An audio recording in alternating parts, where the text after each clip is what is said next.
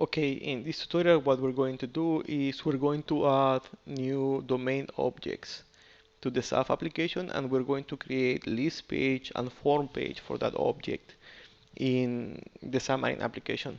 So let's start here. I will create a new application. The name of the application will be new pages. So okay, I have created the application, so let's go to the file system, and this should be actually here, and let me open this.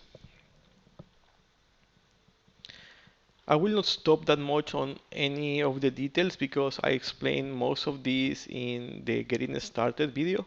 So if you have troubles with the concepts, go back to that video and take a look to it. Okay, let's compile this. Okay, so the application finished compiling, and I'm going to close it because, as you know, in Xamarin applications, sometimes even after compile, you get these like red lines in the code that shows that there's an error even though there is no error there. So I don't like to see that. That's why I close it and I open the solution again. Okay, so far so good. We know that there is a test object already, the product. So we're going to add a new object basically. So let's add customer.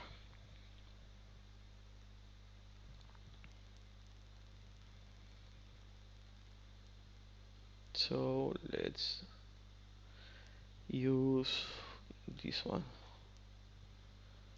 No, we need XAF actually. So let's see if I see it on the menu. Yep, XPO business object. So this will be customer. And to make this short, I will just copy the values from the product. So we need exactly the same value. So let's copy all of this. And let's paste it here. Okay, so far so good. Now we know that the registration of types doesn't happen automatically in Xamarin Forms. So what we need to do is go to the application here, find the method persistent types. So let's add a new type here, type of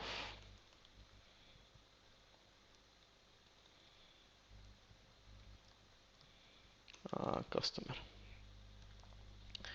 Okay, so we have added a new type here. That's the only thing that we need. And okay, so we need to create pages for this. So what I'm going to do is I'm going to go to the views menu and add two pages. So new page. I have the Prism template installed, but this can be a content page from Xamarin Forms. Actually, let's do it a content page for Xamarin Forms. But no, let's use Prism templates. So you see how it works actually. So content page, and this will be customer list page. So when you use the Prism templates, it basically creates a page for you. Also, it creates a view model for you, and it registers that here. See, customer list page. And let's add another page. So that will be customer form page. And the same happened again. So see, here it added the customer form page, and it associated with the right view model. So far so good. Let's close this. Okay, so if you go to the product list page, you will see that it inherits from a special view model, and that is a generic. So basically, if we go here and check, here you have all the necessary basically boilerplate code to load a collection. So the only thing that you need to do is basically replace the type of T. So we're going to do that. You can provide your own implementation. This is just what we have in the template. So, but you can provide your own implementation. So let's copy this and let's go to the to the customer list page. So let's import the namespace using infrastructure, and then we need to change the type to customer.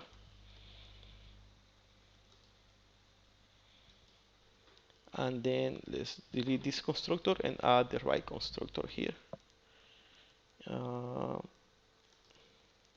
So we need to implement this method, and we need to add missing constructor here. Okay, so far so good. Basically here this method is to tell it like where should it navigate once you click in the list view. So this should return the name of the page that I need to navigate. So return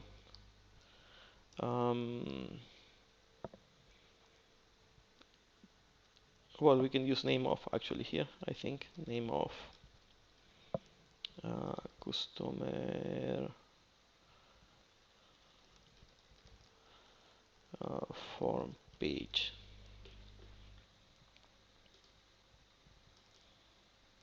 Yep.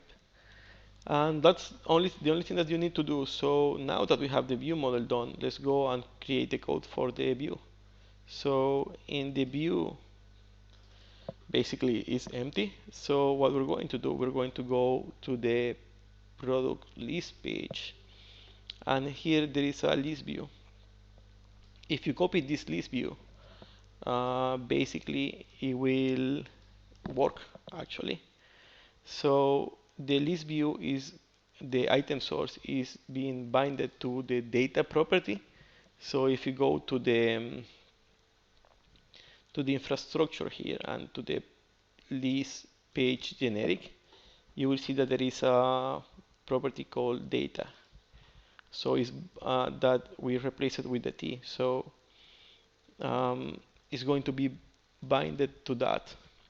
And also using Prism, we add a behavior and we replace the tab command, and we basically what we will do when you tap on the list view, we will execute the command navigate to item. So that's again also here, navigate to item, and basically it will send all the information about the current item that you tap on to the form page. And that's it. Basically then you have a header, and in the header says add product, but it will be add customer. And we are binding, we have the data template text cell. This is from Xamarin. You can create your own type of cell, but in this case we're going to use the same. And since we have the name and the description, let's use the code and the name actually for the customer. So let's go, and I think those are the properties actually, code and name. Customer, we have code, name, and description. We don't need it, so but let's leave it like that for the moment. So far so good. So now let's go to the form page. Okay, so let's go here. Let's go to the customer form page view model, and let's see how is the one for the product here. So basically we just need to inherit this from form page view model. So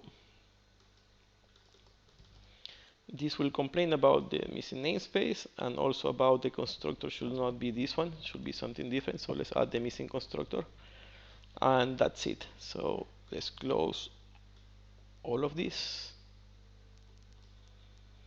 and now let's go to the customer form page. So here we will copy the same XAML from the product form page. So product form page, we have a small stack layout, and we have bindings for the code and bindings for the name and bindings for the description. And also we have 3 buttons that are binding to the commands: save command, delete command, and cancel command. These commands are part of the view model, so you don't even need to implement them. So let's copy this, and let's copy this here. And okay, I want to bind the code, the name, the description, well, also. And that's basically what we need. Of course, you can make a different XAML than this. This is just for the tutorial to make it like really simple. And that's it, I think. I think we have everything that we need here. So, okay, we need to start multiple projects. So let's start the Win application, the Sync server, of course, and the Android application. So let's run this.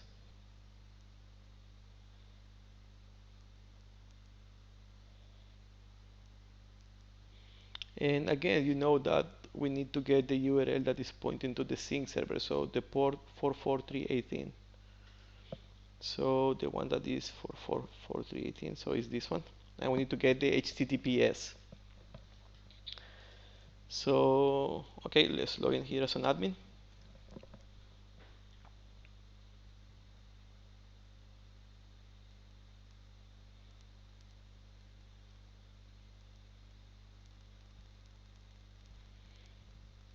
I need to do something. Oh, it worked.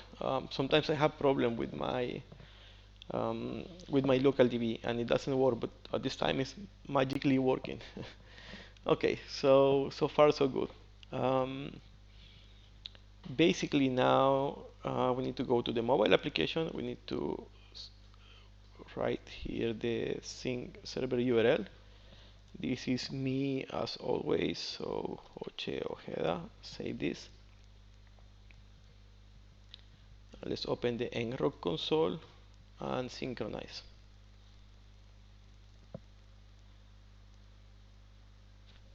So far so good. Let's go back here and let's log in as admin. Great. You know, we forgot to add a menu here, so let's do that right now. So here we have customers, right? So basically let's go here and let's see if the magic of hot reload works at the moment. So we need to modify this menu to include the menu for customers also. So let's put this here. Let's put this here. Let's close all of this. So the menu, this menu is in the mobile application. Then if you go to the views, is the main page. So here you have some buttons that are aiming to each of the pages that we need to go. So let's copy this one and let's paste that here. And yeah, see the magic of hot reload. So this should be customer with S, plural, and then this will be the customer list page. And voila, let's go there. And it's showing add product. So let's see in the yes, let's see this one, and let's go and check the customer list page. Yeah, we need to change this to add customer. And in this case, it didn't reload, I think. So let's customers.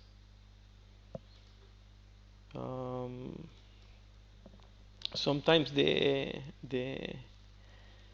hot reload doesn't work exactly. So let's just double check here. Let's make this smaller. So this one is for the customer, the one before logout. So well, we're still showing that. Let's stop this. Let's just run it again, because I don't like that it will be confusing there.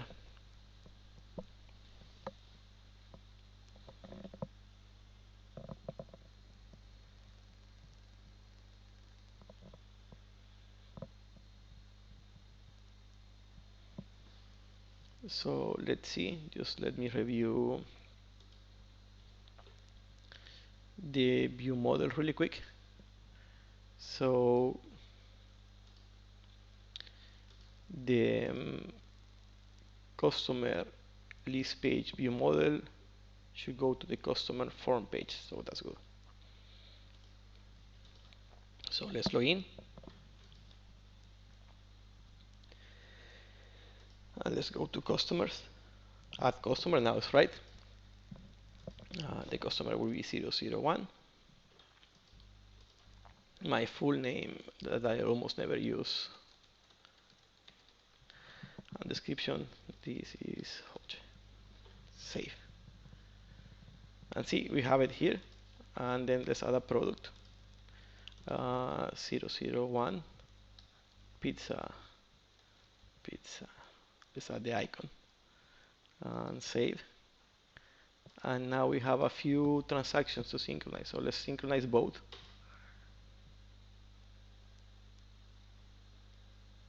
That's done.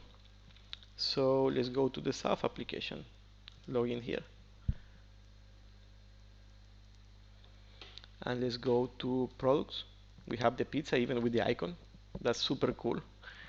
And then let's go to customers, and I'm here. And that's basically it. So you can see how easy it is to add a new form and a new list page. We provide the infrastructure for that, so if you want to take a look, go and check the infrastructure folder here. So you see what we did for the list page generic view model and for the form page view model. You can provide your own implementation. You're not bounded to use our implementation, but we provide at least most of the boilerplate code needed. And you will see how to handle the object space there to enable or disable the state of the buttons also. So that's really interesting. You should take a look to that. And well, that's it for this video, guys. So if you have any question, basically you can just, as I said before, go to issues and put an issue here. So far we don't have any issues, so that's good. And well, that's it. See you guys on the next video. Bye.